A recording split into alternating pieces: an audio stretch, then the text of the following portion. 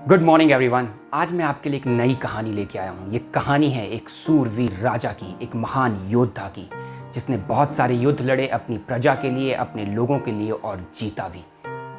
लेकिन एक युद्ध में वो घायल हो गया, उसकी एक आंख और पैर चले गए, उसने खो दिए, लेकिन फिर भी वो युद्ध जीता और उसकी प्रजा ने उसको बहुत प्यार दिया। जब वो युद्ध करके अपने देश में वापस लौटा और आराम करते हुए जब एक दिन वो अपने टाउन हॉल से गुजर रहा था तो उसने अपने पूर्वजों की तस्वीरें देखी। वो तस्वीरें बहुत खूबसूरत थीं और उन पूर्वजों की तस्वीरों से वीरता साफ झलकती थी, उनकी खूबसूरती साफ झलकती थी। राजा ने सोचा कि एक दिन मेरी भी यहाँ तस्वीर लगेगी, और क्योंकि अब मैं दिखने में उतना खूबसूरत नहीं हूँ, मैं अपनी एक आँख खो चुका हूँ, अपना एक पैर खो चुका हूँ, तो मेरे बेटे जब मेरी तस्वीर को देखेंगे तो उनको शायद वो अनुभूति ना हो। वो विचार में पड़ गए, वो सोचने लगे कि आखिर मैं करूँ क्या। उनके मन में एक ख्याल आया और दूसरे दिन उन्होंने अपने मंत्री से कहा कि अपने राज्य के सभी चित्रकारों को बुलाया जाए। सभी चित्रकार आते हैं, राजा भरी सभा में ऐलान करते हैं कि जो चित्रकार उनकी एक खूबसूरत सी पेंटिंग बनाएगा, एक उनका खूबसूरत सा चित्र बनाएगा, उसे बहुत पुरस्कार दिया जाएगा, बहुत इनाम दिया जाएगा। सारे चित्रकार सोचने लगे, चिंता में पड़ गए कि जिस राजा की एक आंख नहीं है, एक पैर नहीं, उसका खूबसूरत सा चित्र मैं कैसे बना पाऊंगा। सब इधर उधर सोचने लगे। सभा में सन्नाटा पसर गया।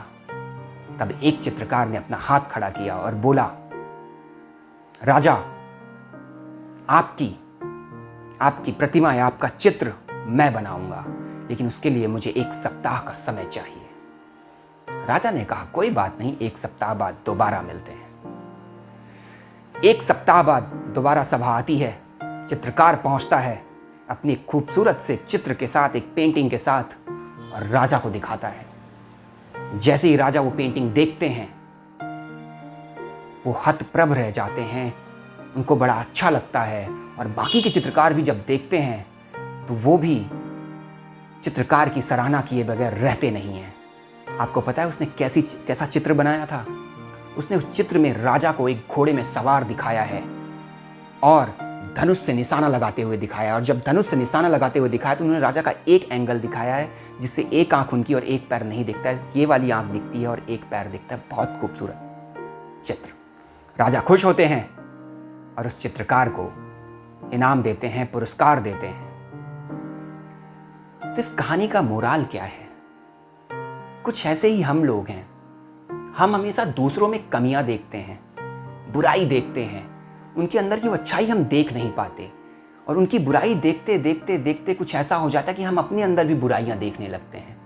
और जैसे उस चित्रकार ने राजा की बुराइयों को, राजा की डिसेबिलिटी को दूर करके खूबसूरत सा चित्र बनाया, उसी तरीके से हमें भी अपने आसपास के लोगों की खूबसूरती देखनी है, उनकी अच्छाई देखनी है, उनकी बुराइयों पे ध्यान नहीं देना है। और जब आप ऐसा करेंगे तो आप अपने अंदर भी अच्छाई देखेंगे, आप एक सकारात्मकता के साथ आगे बढ़ेंगे, आपको भी अच्छा महसूस होगा।